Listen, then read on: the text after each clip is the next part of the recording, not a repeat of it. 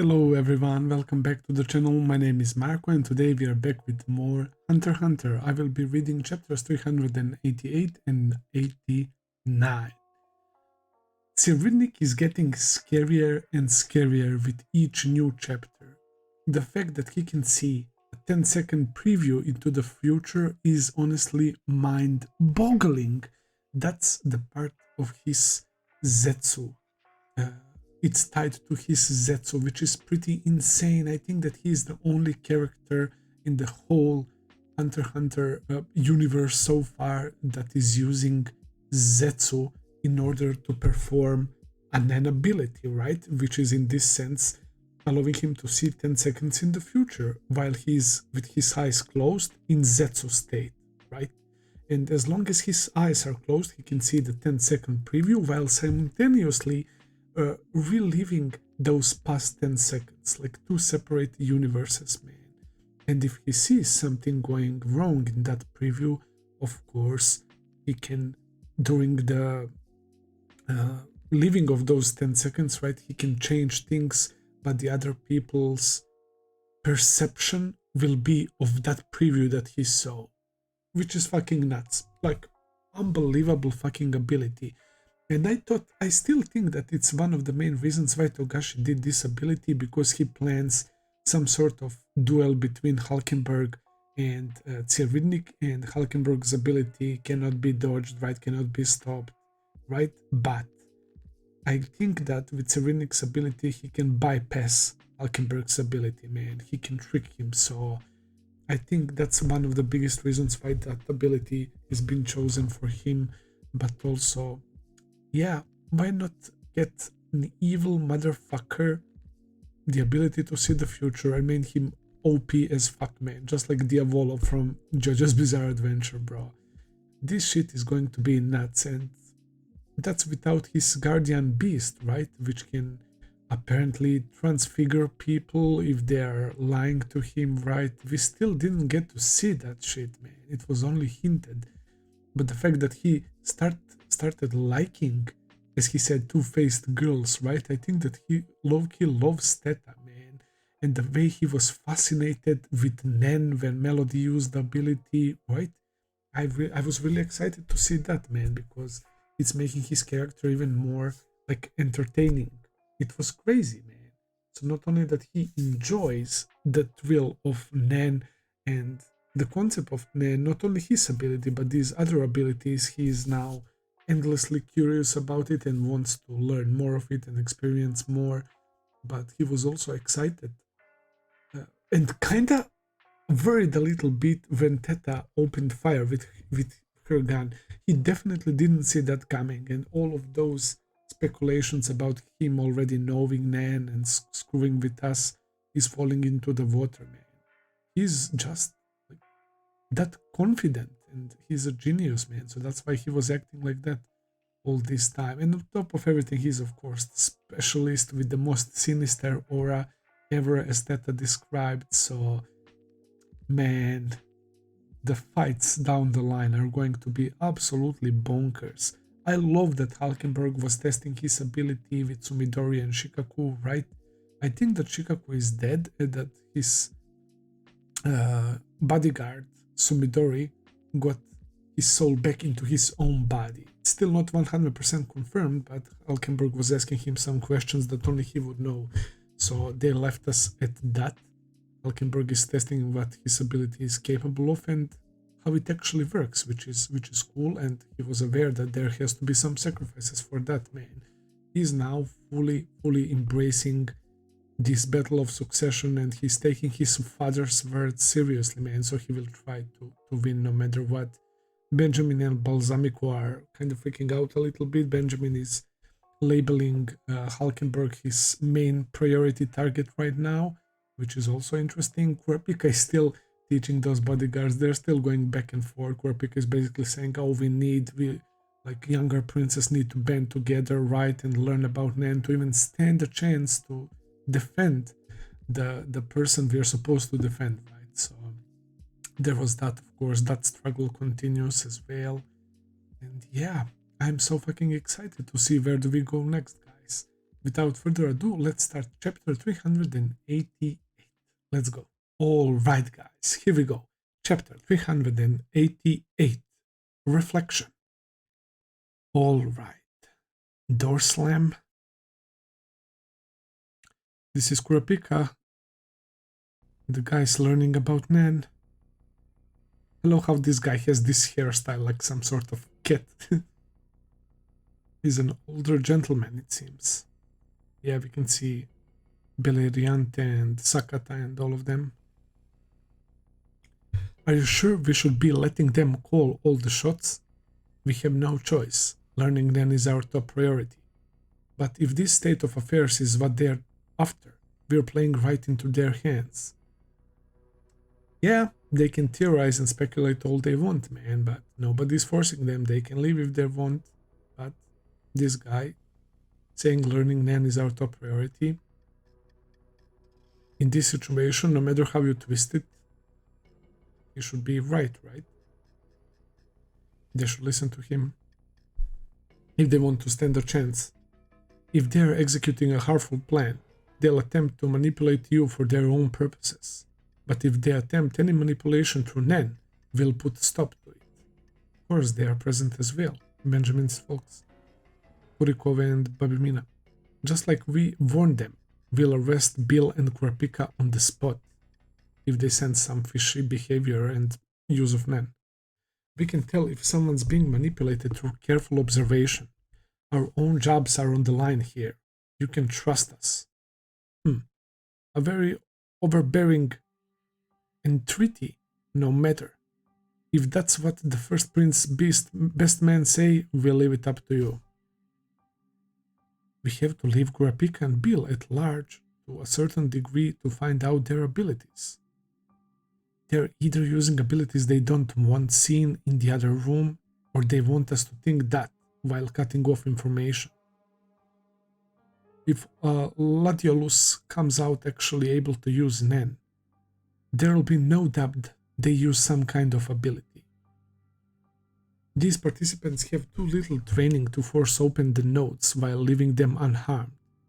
It's possible he has a manipulative ability that semi-cursively opens them, but then Kurapika's aura will be mixed in. They will be able to sense that, no? If I see multiple examples, I'll be able to tell if they are being controlled by Kurapika's aura. Okay, so yes. But Kurapika is a specialist. If the victim awoke to Nan as a byproduct of his ability, I could understand Kurapika's confidence in the timeline he gave. In that case, the only things we'd know for sure are that Kurapika is a specialist. He baited us with the allure of learning Nan, and he used his ability to make us into defensive pawns. He's screwed. It's not very likely, but we can't eliminate that possibility, the possibility that Bill's ability is the real deal, and this is all a distraction. They proceed by releasing information piecemeal. You're right that we'd be digging our own graves by being impatient. He's a tough one. Even Benjamin's finest soldiers, right, are having a hard time deciding what moves to make against my boy Kurapika. Yes, endorsed by the first Prince soldiers. Can you reaffirm the Prince's orders? Yes. Oh, the door. Somebody's opening the door. Everyone is looking. Oh, there she is. Ladilos or whatever, right? I'll look at Furikov immediately scanning. Probably using Yo, right? Look at the sweat drop. Bill and Kurapika are so chill. The volume of aura flow has clearly increased. That's the sign of someone who's learned Nan and is ready for training to control it. Without prior knowledge, you'd think she'd practice the basics for at least 3 hours every day for a year. Well, I can't be certain with only one case, but I don't believe she's being controlled. Well, you did the deviation, didn't you? Oh, sorry, I can't talk about it. For an impartial diagnosis and to avoid guesswork, I am instituting a gag order on all results until everyone is through. If a violation is discovered, we'll cancel the class itself on the spot. I urge you to comply. I suppose, 10th story, the 3rd Prince Royal Guard will be the last to go. They're using guards of higher ranked princes to deter international violations. If a violation causes a cancellation, I would also censor the culprit. Mar, you're next. Okay. Okay, so she definitely awakened then.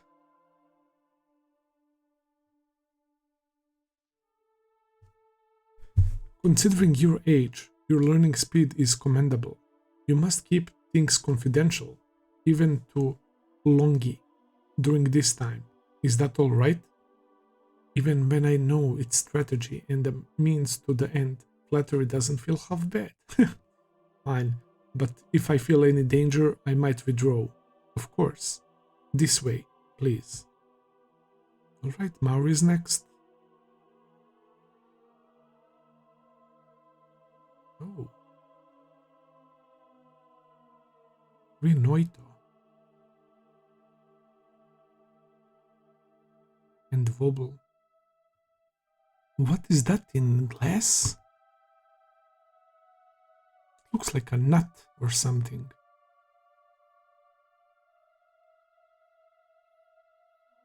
So, everything I will say from here is fact. You don't have to believe me. Our priority is to protect the lives of 14 Prince Wobble and 8 Queen Oito. For that, I will share Nen and its information with you. You were sincere that your goal is a stalemate through a balance of forces. Exactly. The water deviation is normally used to distinguish ability type once you've learned the Nen. Here it will be used to demonstrate a successful awakening to Nen. A seed inside the cup. Normally, it would be water and nothing else, but in this case, it's a necessary part of the process. So it is a glass of water, but with seed on the bottom of the glass. Please continue. Like I've explained throughout this week, Nen can be learned by anyone, but how quickly people learn varies, and it cannot be mastered in a day.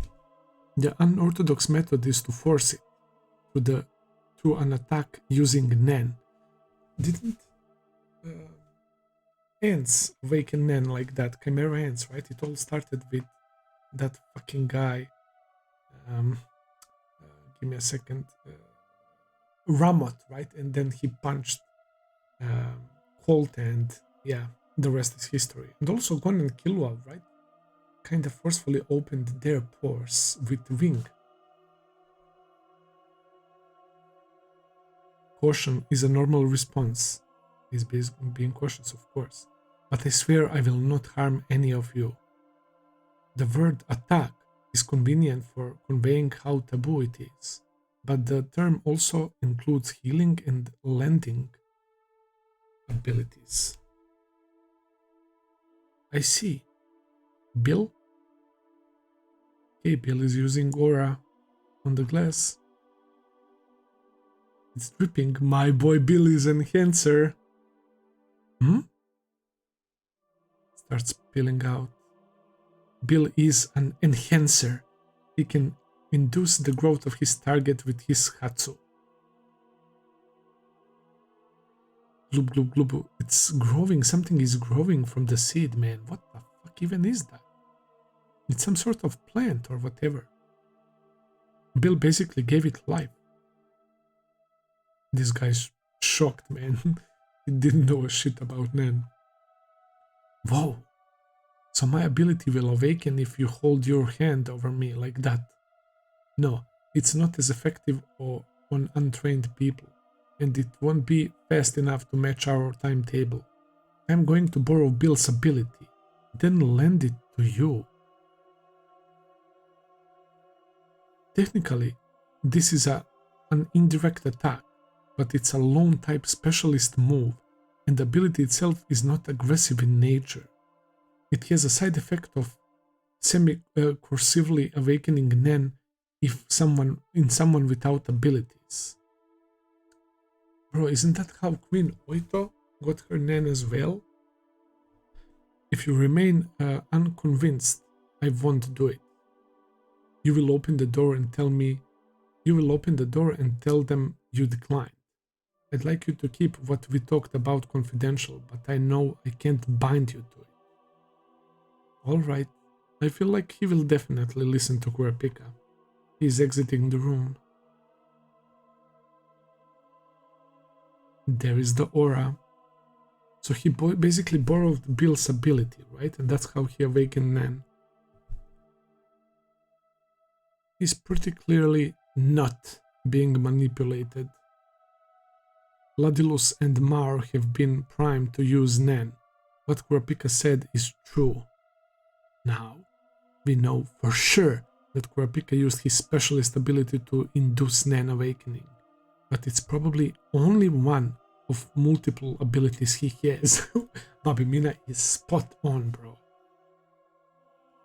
The information he purposely gives us act as deterrents. If he has a different ability on each finger as seems apparent, then we might as well still know nothing about his ability. Man, the deduction on these guys is crazy. I think a few more of you will be able to get to this point today. However, the end goal is still to come, which is mutual deterrence. Alright.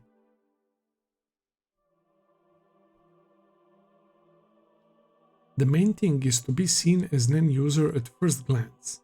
This appearance will give you the corresponding defense as a result. So what he said was true. Yes, all true. Wow. I guess if somebody is going to attack them and they notice that they have aura as well, they will immediately think that they are Nen users as well, so they will most likely start thinking that maybe it might not be a good idea to attack them, right? It would definitely make people like struggle a little bit with decision making whether or not to attack them. So yeah, deterrence is a right word. Amazing, I can tell that I'm overflowing with vitality. The aura's rising like steam. Makes sense that continuous discharge would soon cause exhaustion, of course. Just like holding your breath. Imagine closing off pores and then slowly breathe out. He's taking breaths. They appear to be in training for all intents and purposes, except for the incongruously massive amount of aura. If that's an act, it's not a feat through manipulation. Seeing a highly skilled soldier with that much aura would necessitate caution and eliminate any physical advantages. Kurapika probably intends to repeat these classes. Is there any plausible excuse to stop them? Wait, what the fuck? Isn't that Kurapika's like injection with the dolphin?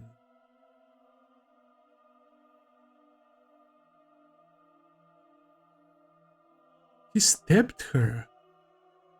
We are currently connected to Kurapika's ability. The right to use Bulbflibane, the ability I am loaded with, has been transferred to you. Bulbflibane, what the fuck even is that? Call on it to activate and you will be able to do the same thing as Bill. So he's giving everyone Bill's ability. Whoa. Yep. Enhancer, and the seed is growing. That aura is borrowed, so it's not your ability. But you've been primed, so by learning Ten Hatsu through breathing exercises, you will be able to perform the water deviation by yourself and find out your type confidentially. Okay? Huh? But what about what you said earlier? It was too complicated to explain, and I wanted to know how far you all were willing to go. If possible, I don't want there to be any more victims from succession battle.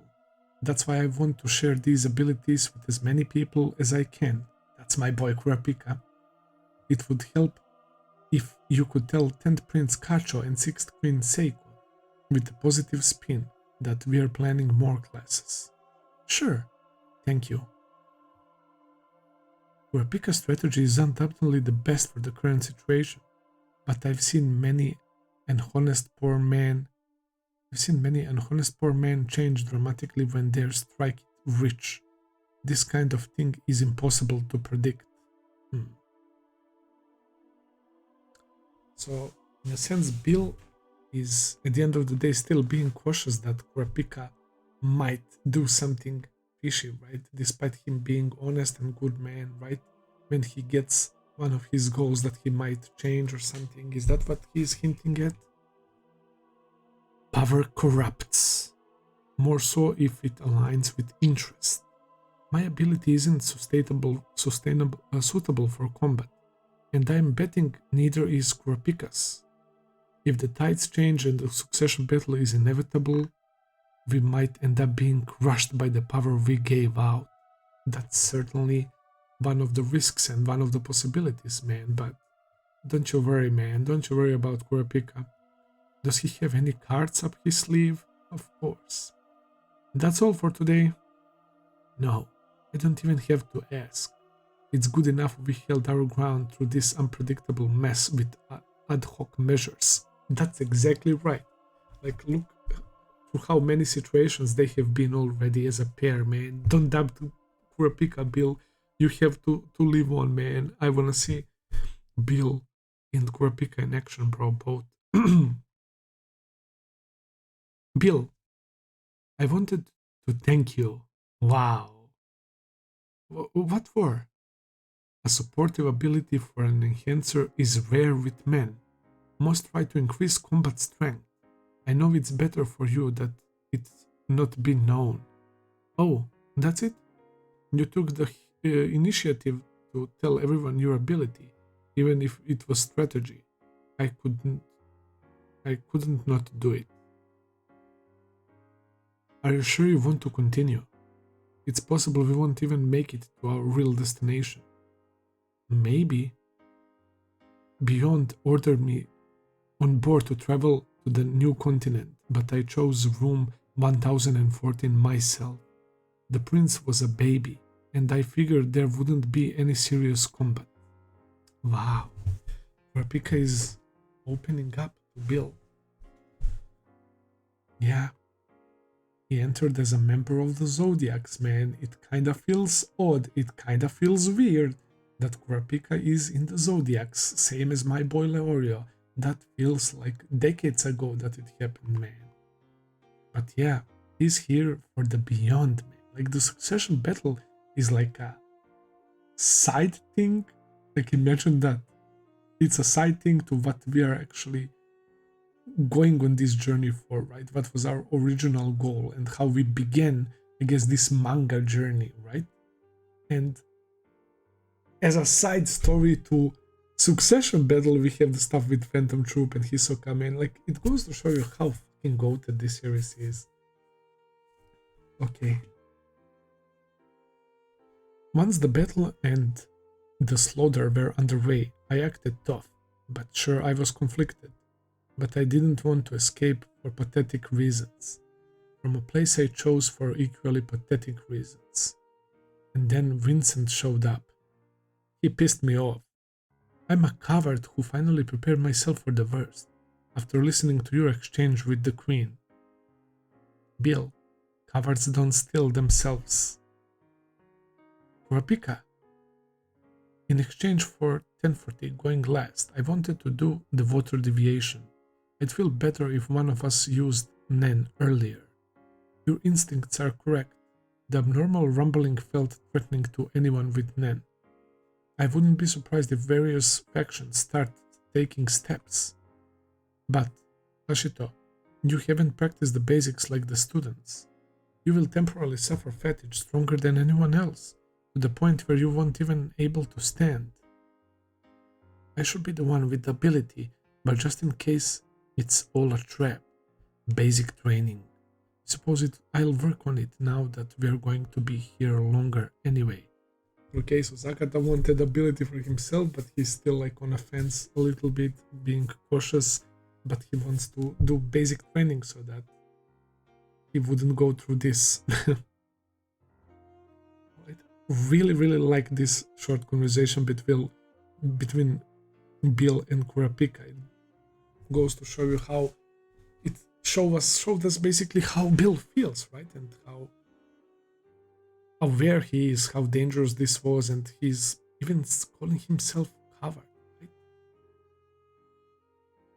Damn, and he, despite calling himself coward, he still didn't want to escape for pathetic reasons, right?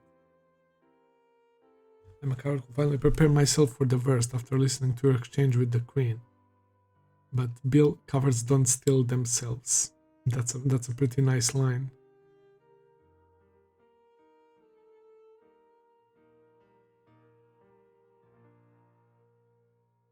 Okay. Room 1005. Oh, to Beppa. Okay, he came back. So the 14th prince has the strongest truce with the 3rd prince. But it's for a limited time and not on equal terms. There are plenty of cracks to exploit. The Nen training was authentic. I can feel it. Everyone should have this power. Thank you. Continue negotiating for an alliance. So you think we should proactively learn Nen? Yes, there is basically no danger of a trap. Presenting a trusting attitude will improve our chances for an alliance. Alright, I'll consent to further lectures. You pick who goes. Yes, ma'am. Freaking Rihan. Contrary to the blatant war council, where Nen Beast never shows itself, shouldn't I go to 9th Prince, which is more urgent, instead of wasting time?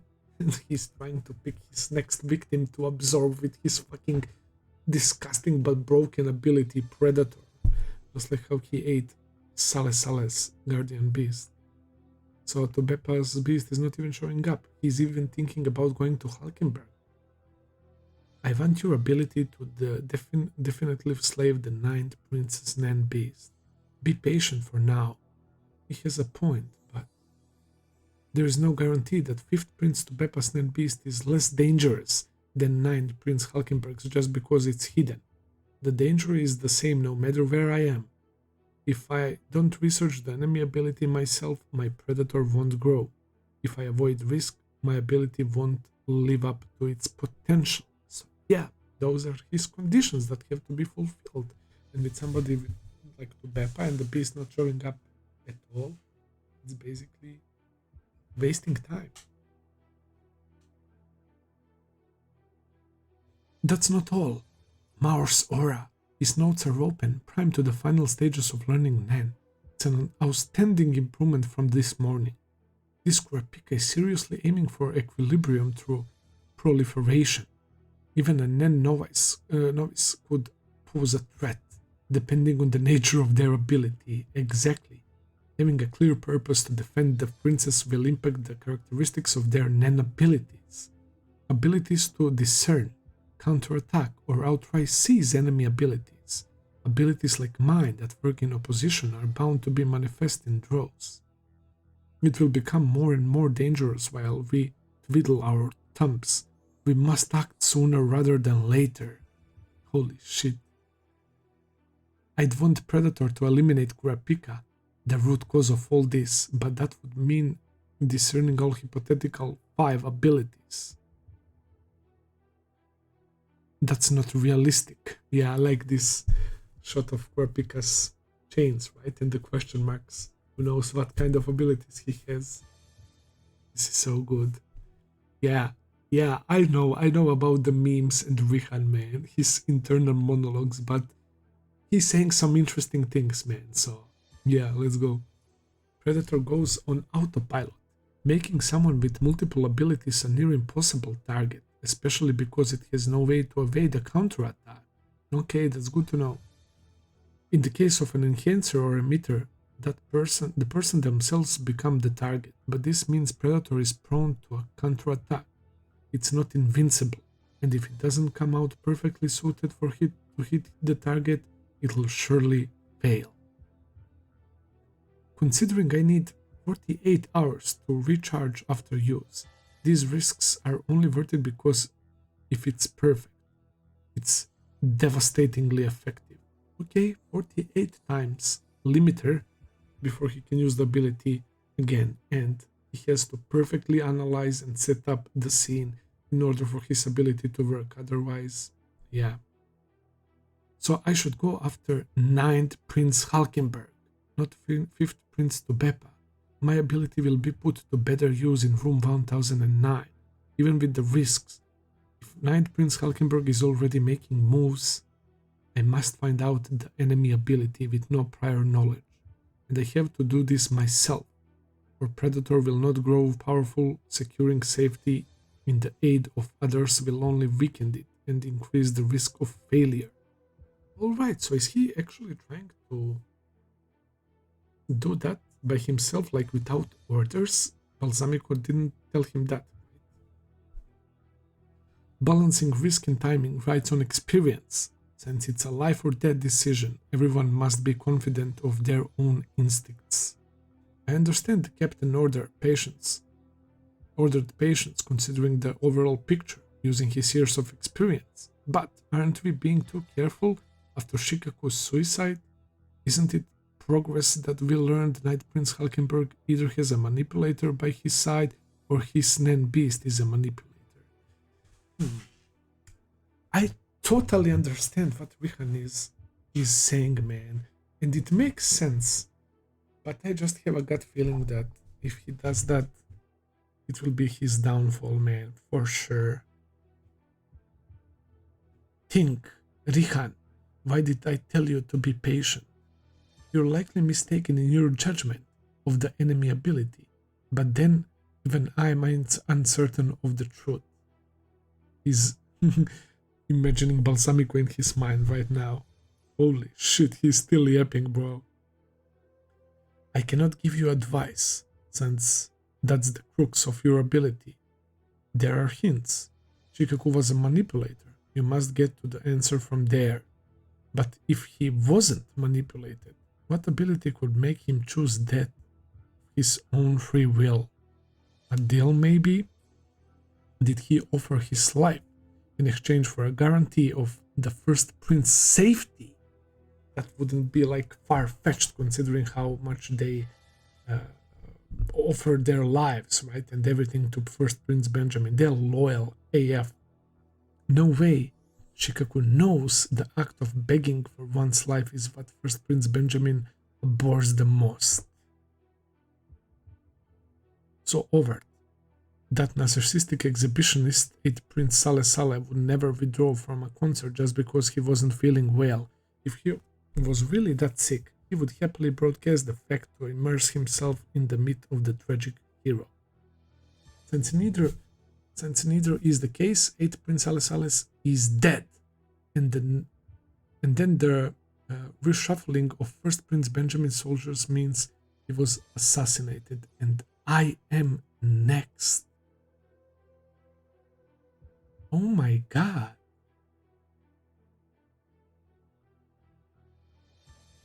Tubepa, alright. Okay. So she's being, or he, I'm sorry bro, I don't know. Tubepa is being extremely cautious, man. So, because of Rihan, right? Because he's there. And I guess that's why the Guardian Spirit Beast is not showing up. Alright. I have to find out 8th Prince Saleh Saleh's cause of death, and if he was assassinated by Nen, I have to make a list of conceivable abilities and come up with countermeasures. Giving those who awaken to Nen this information with a mission may affect their burgeoning abilities. Hasten, take care of this. Yes. So this is a USB flash drive, okay?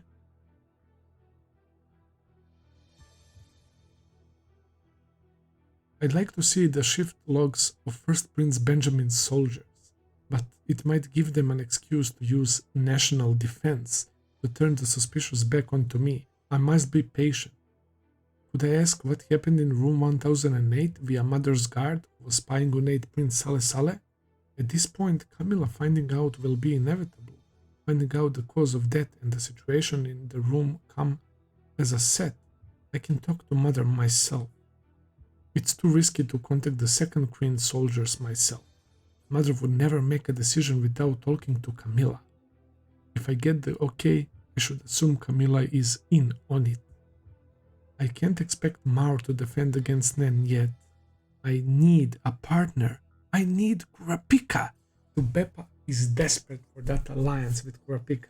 After Maur told her everything, right? How important Nen is.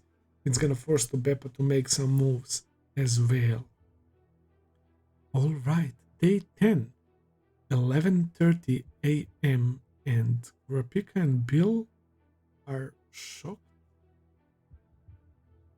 A fourth rumbling of aura. The intervals are getting shorter. Oh jeez. Here we go. Who did it?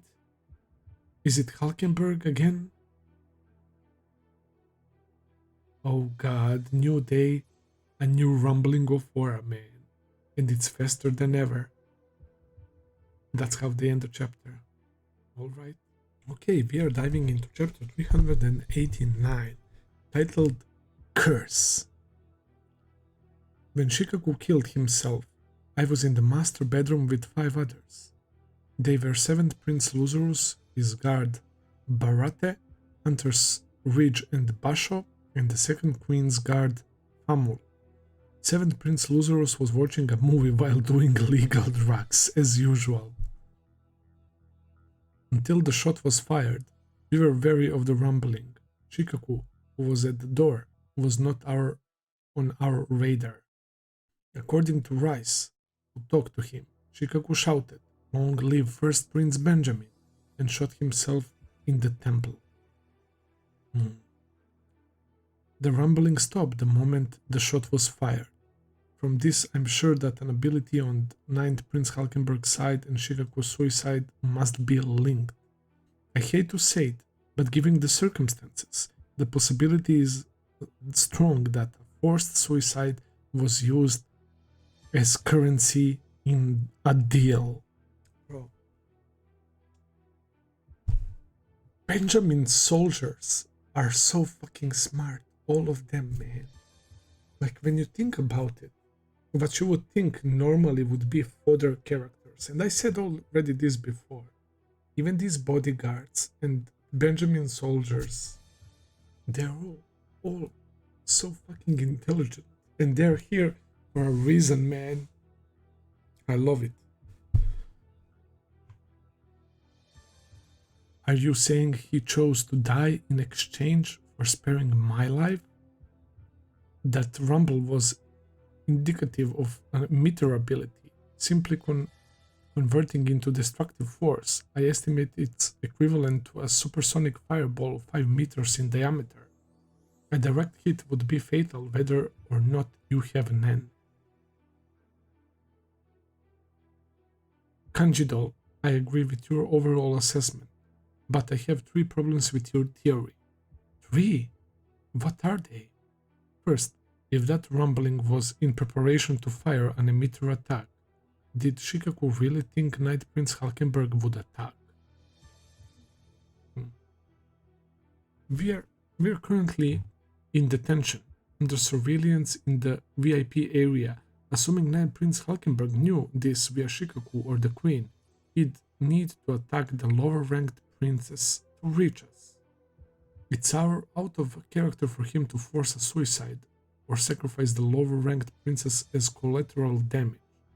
Even if he had a change of heart and decided to aggressively pursue the succession battle, This is too great of a change too quickly. True. Okay.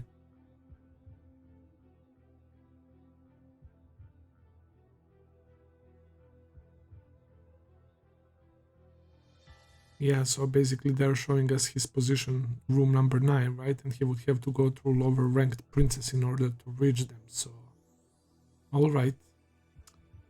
Okay, they mentioned last chapter, Rihan was mentioning Balsamico's experience, right? And I like how Balsamico already prepared 3 holes in theory for this guy, man. It seems like Balsamico is not a Benjamin's right-hand man without a reason, man. So he's gonna prove that right now.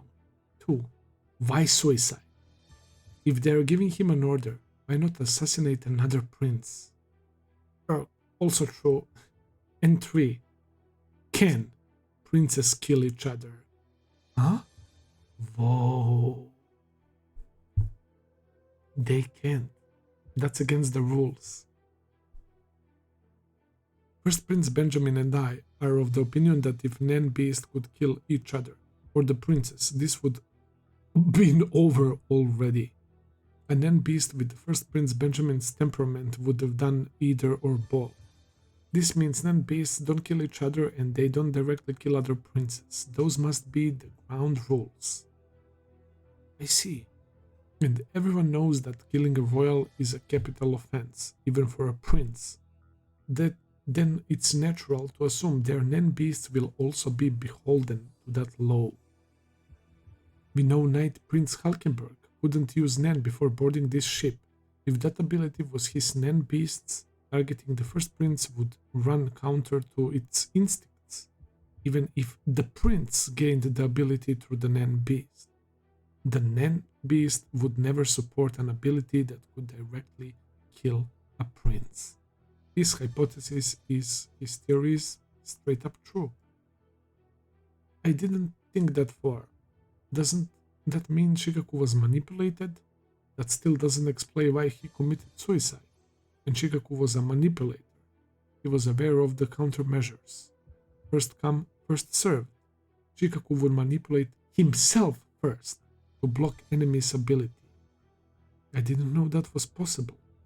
It's the crux of being manipulator. Many are unaware of this. Richard may not know either. I might have to give up on the idea of him working on 9 Prince Halkenburg. Oh. Then why did Shikaku kill himself?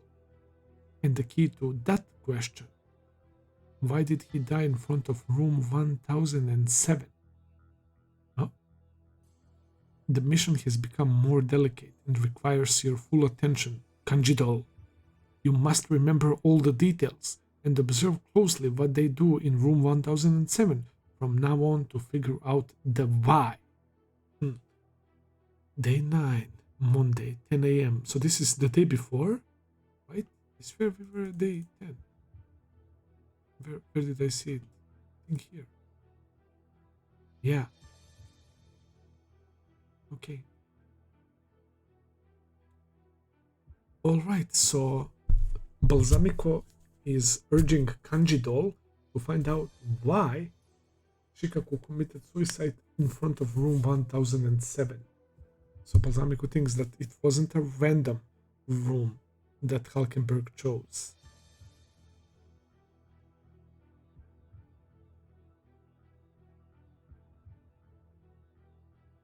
But it's the closest one to him though. 9 and 7.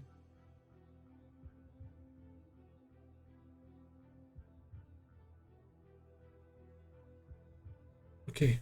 Oh, day 10.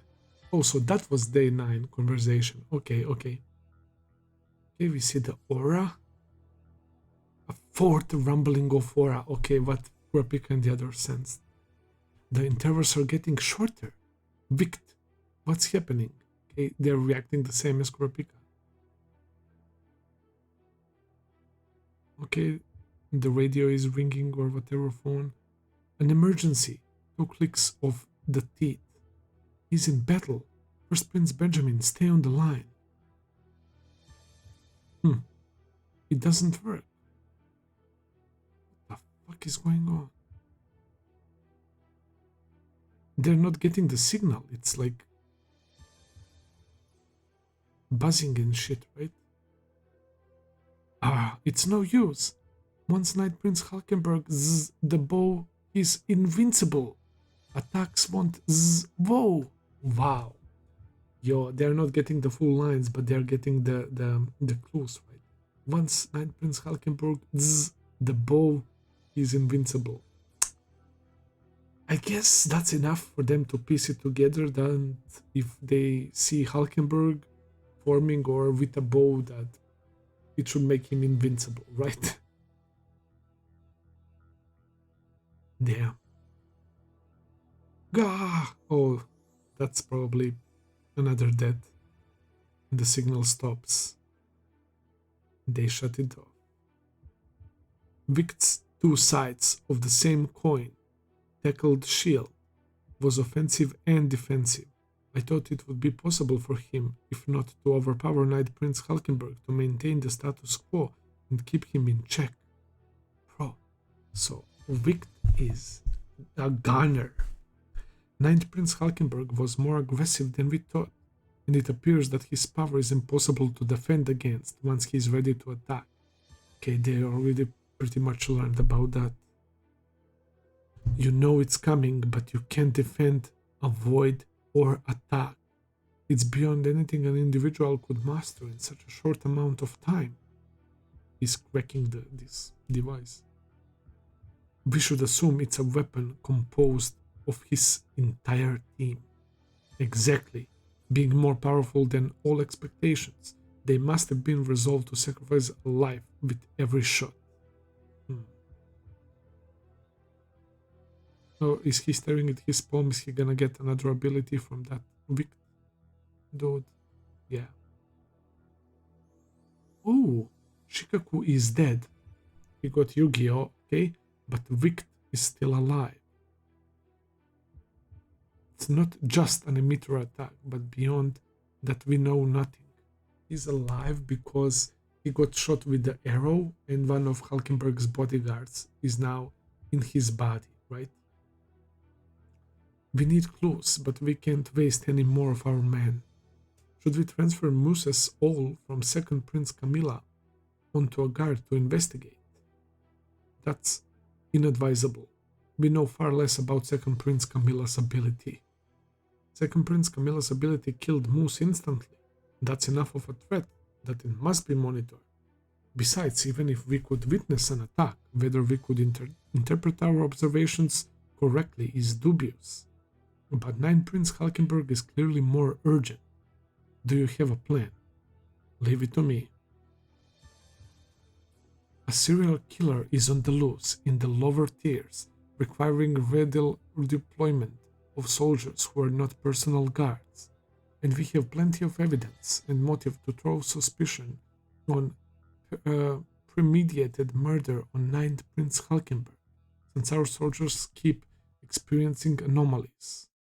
Cut off the supply of personnel and separate his men from the command center. Exactly. If his ability is powerful, the best plan is to not let him use it at all.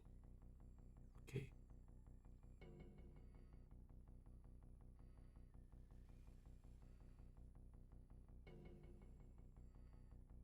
All right. Are these Halkenburg's people? Peckert or Peukert.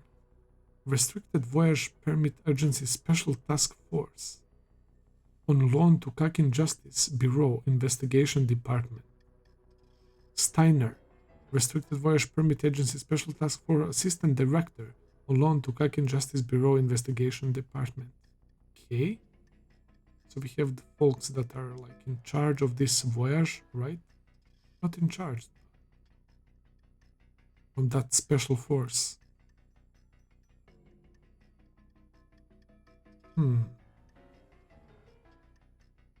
So is Halkenburg with them right now?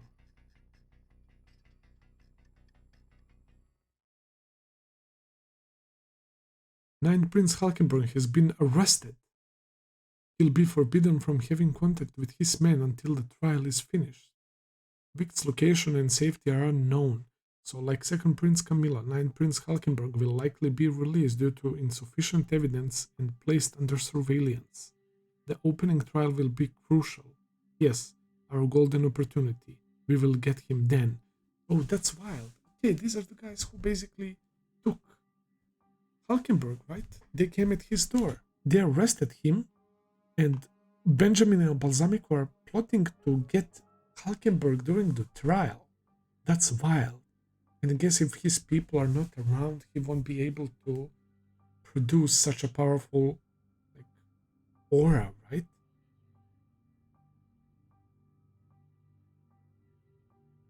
Oh, Tyson's ability, right?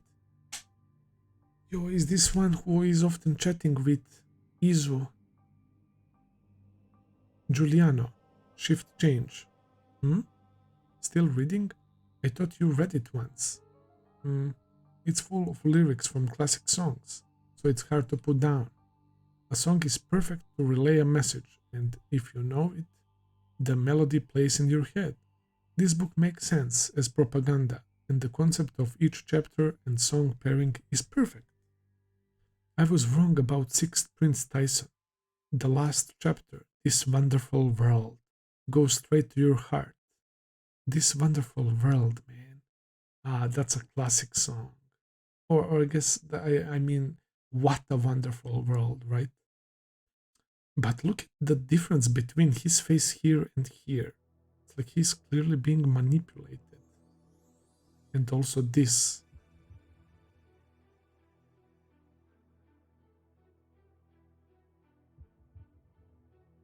I'd love to have her be king, but you know what that means. It's in direct opposition to her principles. This book is starting to feel like her parting message. Getting emotionally attached is dangerous. I know, but you should read this. Do you think hypersensitive love can redeem lost lives? Don't quote lyrics at me. Oh, wow. So basically he's saying that Tyson would not want to be king, and she's expecting to die, so it's like a parting message of hers to leave something behind. Our mission is to protect the prince until the new continent.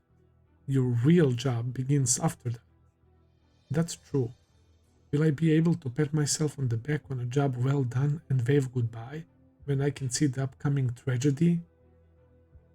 Later. Okay. Oh, the sound. Oh, yo, I was so fucking scared that they're shooting at him or something. They're popping the confetti. Surprise! Happy birthday, Giuliano. It's his birthday. But my birthday isn't. That's why it's a surprise, silly. We'd have to say goodbye in 2 months anyway. How lucky are you? She made you a cake. Happy birthday to you. I'm so glad I met you. Wow. Oh, don't cry. Julie, I order you to smile. Yes. And if I botched a recipe a bit, just say it's delicious. Yes. What the hell, man? Oh, this is turning out to be quite depressing as well. It's like Tyson is literally trying to spend her last days chilling with these bodyguards, right? That she picked, the pretty boys, right?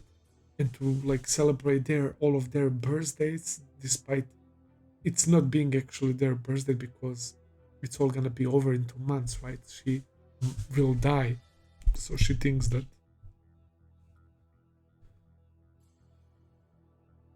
it's best to spend these last moments celebrating with them.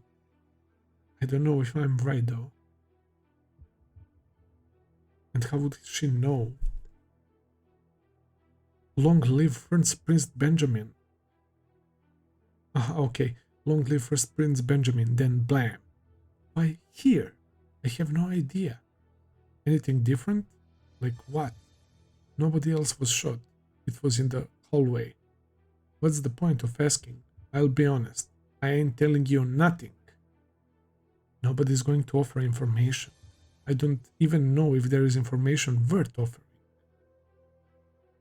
If there was a reason he died in front of room 1007, it was a diversion. They made us turn our attention to hallway while they did something. Likely a plot devised around second Queen Duazul's men. Ninth Prince Halkenburg got something done in the chaos using her guards in room 1007. But what? Something this involved wouldn't be worth if it wasn't assassinating 7th Prince Luzurus. There were 5 guards belonging to second Queen Duazul in room 1007, besides Satobi.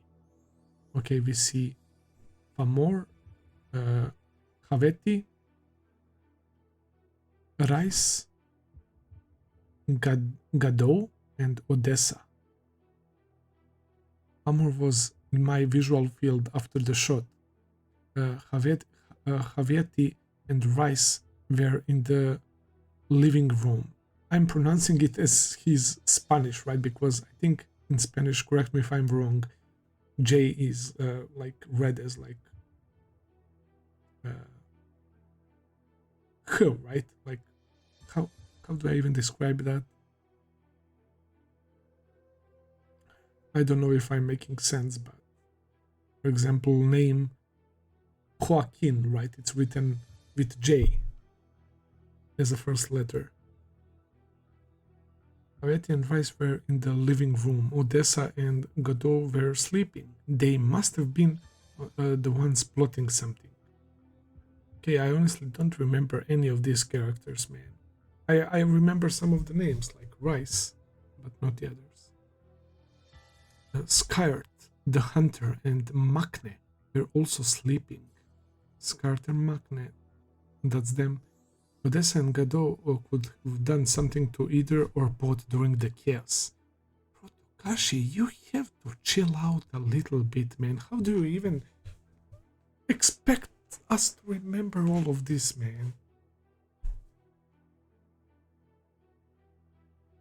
None of second Queen Duazul's men in 1007 used Nen, but I'm not as good as judge as Furikov. If they're really good, they could deceive me. If I were to question the 4 who were asleep, it could tip them off that I'm aware of that possibility.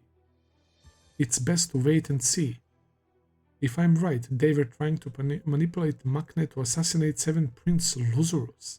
It would be just what we'd want anyway, so we wouldn't interfere. Makne's shift is this afternoon. He'll do something then. No, I say he won't.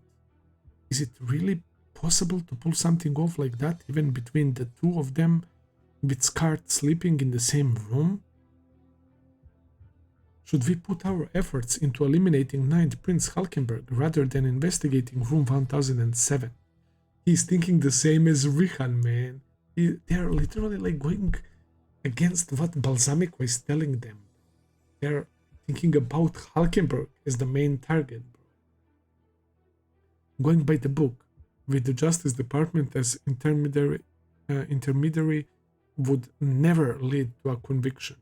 The military can't enforce martial law without a national emergency, but depending on interpretation, it should be possible using the First Prince authority. An open democracy for the people is so stifling. The Prince and the Captain have so much discipline.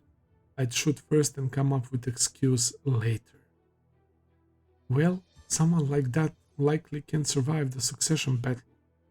I am investigating what was going on. Will you cooperate? He's talking to Basho. I was thinking second Queen Duazul's men were plotting something and placing the shifts under review. Makne and Skart should be put under observation as prime suspects. I agree. But 7th Prince Luzurus is opposed. Second Queen Duazul's secret to success is inaction. His opinion is she doesn't assist any prince. We should still work on the premise that the danger exists. If they were pretending not to be able to use Nen, they're quite good. Be careful. Got it. Yeah, right. I think this is all a charade, perpetrated by First Prince Benjamin's men, an ability that activates through Shikaku sacrificing his own life. Basho is coming up with a theory that is not quite right. Using Nen that amplifies after death would be powerful. Unless if Benjamin taking over Yu-Gi-Oh ability is gonna make that Yu-Gi-Oh ability like much stronger, because it's Nen after death after all, right? If putting the suicide in front, but we know that they didn't plan that, obviously. If putting the suicide in front of room 1007 was a red herring, they're placing blame on 9th Prince Halkenburg, but they're actually after somebody else, maybe the 2nd, 3rd, or 4th princess. A hierarchical society wouldn't bet an eye using the lives of its constituents as raw materials. I wouldn't be surprised if there were many who plan to use Nen after death. That's wild. But yeah, Nen after death has never been more relevant, right, than during this arc. I feel like it was mentioned here and there for the first time, I think, during the at the end of York New, right, when Finks was talking to Gon and Killua, I think they were discussing how Krollo was also like being wary, and that they just wouldn't simply kill Kurapika while Krollo is defenseless against Nen, because Nen after that can be like so incredibly powerful that no Krollo without protection could just succumb and die to that, right? The most popular use is to cast a curse that haunts target after death, but like the guardian spirit beasts, those should be visible. If they already possessed by a guardian spirit beast, is there room for another? Anyway, I'll have to keep a watchful eye.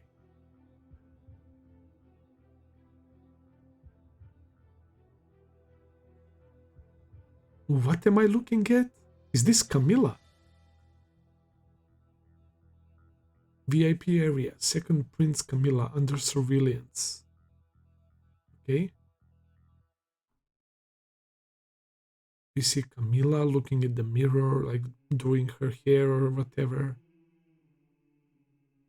We see the maids, I guess, right next to her, and somebody saying, I want to die. What the actual fuck? Who said it? Is it Camilla? It's not Camilla. It's this guard. Ever since I found out why I was born, I've been thinking of you every day, so we'd be reunited in the afterlife. That's Benjamin's picture in his pocket? I will curse you to death. Mosvana, 2nd Prince Camilla'S soldier, cursing the 1st prince. All for 2nd Prince Camilla'S ascension to the throne and her prosperity. So even Camilla has some loyal bodyguards. That's crazy. He wants to curse Benjamin to death. Many ancient kingdoms had a custom of sacrificial burial. Ancient Kakin had a peculiar practice of afterlife companions. Curses? Afterlife companions were used to supervise princes who were unable to become king in the land of the dead, to prevent them from turning into vengeful ghosts that curse the king or the country. So it was supposed to be an honor. They were compulsively selected from the have-nots, the lowest of the immutable caste system. The custom of afterlife companions fell into disuse, but the caste remained, and they were forbidden from holding public office or joining the military and holding rank. Holy shit. So afterlife companions are also sort of like cursed, that's preventing dead princes from becoming vengeful ghosts and heading to Kakin to, I guess, hound the king and stuff. That's wild.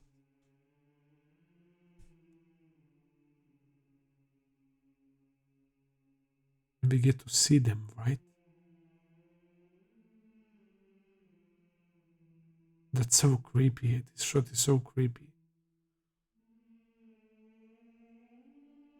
But second Prince Camilla gave all the have-nots the opportunity to join her personal army, constructed a special ward of her private property, and gave them the same status and rights as the armed forces.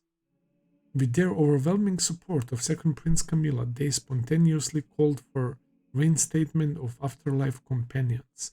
Combined with Nen abilities, they transformed into powerful curse assassins. Bucket, second Prince Soldier cursing the third Prince Zhanglei. Hignori, the second Princess Soldier cursing the fourth Prince Tserriednich. Gidal, second Prince Soldier Associate Perimeter Security cursing the fifth Prince Tobepa. Burvena, second Prince Soldier cursing the sixth Prince. Lisamseta, second Prince Soldier Associate cursing the seventh Prince. Kako, second Prince Soldier cursing the ninth Prince. Mosbe, second Prince Soldier Associate cursing the 10th Prince. Meshush, second Prince Soldier Associate cursing the 11th Prince. Talar, second Prince Soldier cursing the 13th Prince. Holy shit, bro!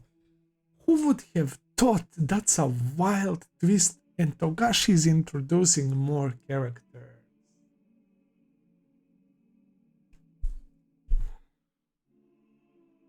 Damn!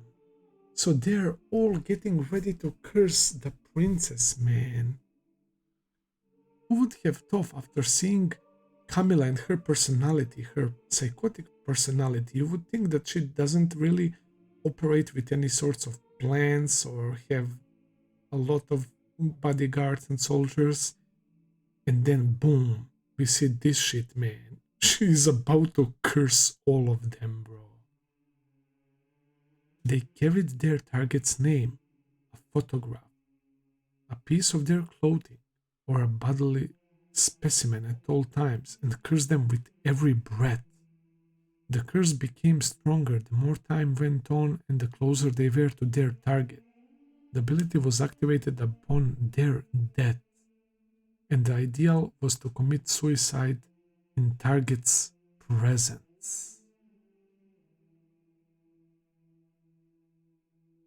So all of them died. And the idea was for them to die in front of the target's presence. That's crazy, man. So these folks all gave their lives in order for Camilla to win succession battle. Jesus Christ. It's clear Shikaku wasn't a Kakin have-not, but it's possible he used the same kind of curse. Ninth Prince Halkenburg's men are multinational, so we don't know where they are from. I wouldn't be surprised if some had circumstances similar to ours. If second Prince Camilla gets cursed, Sarahel, second Prince Captain cursing the 14th Prince. Okay, I was about to say earlier we stopped at Mariam, so nobody's cursing Wobble. I guess we find out who. But I guess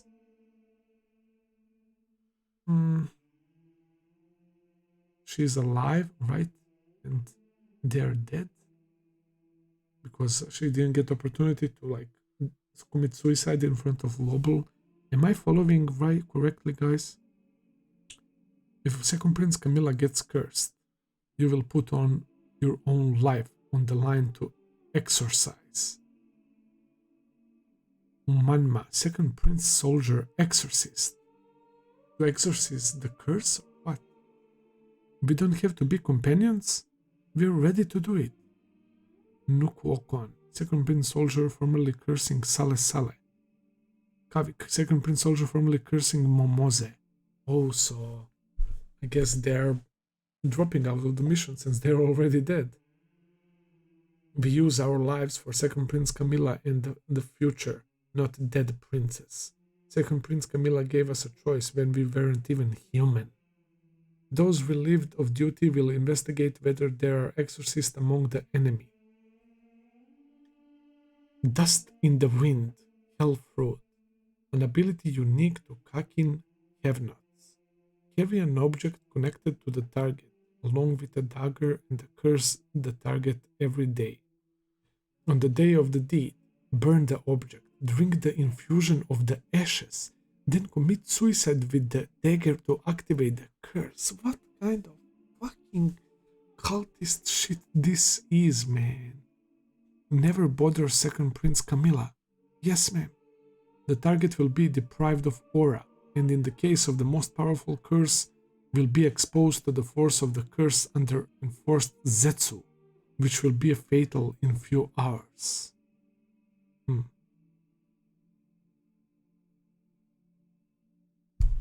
The risk of failure is too high to attempt to curse a high-ranked prince while the guardian spirit beast's abilities are unknown.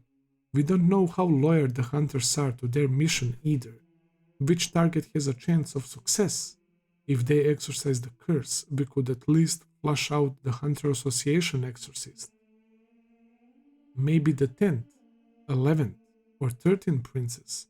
The 14th curse hasn't had enough time. Call the mayordom. Right here.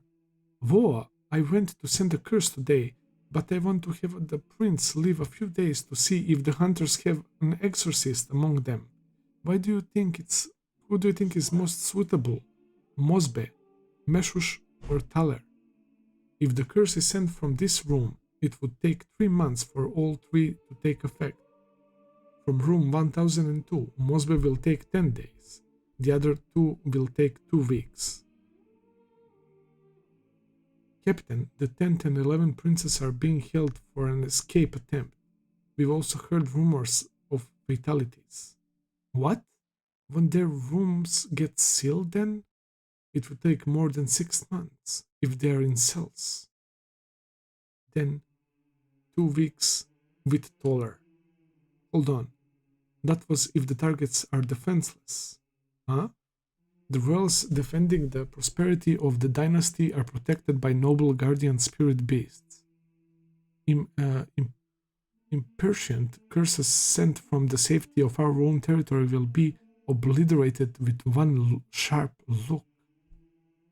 The only thing we have-nots have to suppress the royals to have a chance at crossing swords with high-ranking powerful guardian spirit beast is our determination. Without the courage and sufficient preparation to perish close enough to touch the prince while looking into his eyes, how could our curse ever be successful?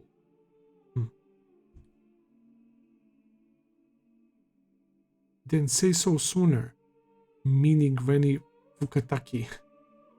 Ingenuity has the same power as experience. The young skin dark knees and old pick medical herbs. In their presence, the degree of difficulty and resolve needed are high. Then it'll have to be me. I can form a powerful curse if I get right next to the 14th prince, even though my time has been short. Second Prince Camilla didn't want to ask for teachings, but she'll give us permissions if it's for a curse. If the hunters in room 1040 are teaching Nen to force a stalemate, there'll be more classes. I'll go next. So she will, I think it's a she will try to curse Wobble during the next class. Well, good luck with that. We will see about that. Proximity means enemy fangs will reach you.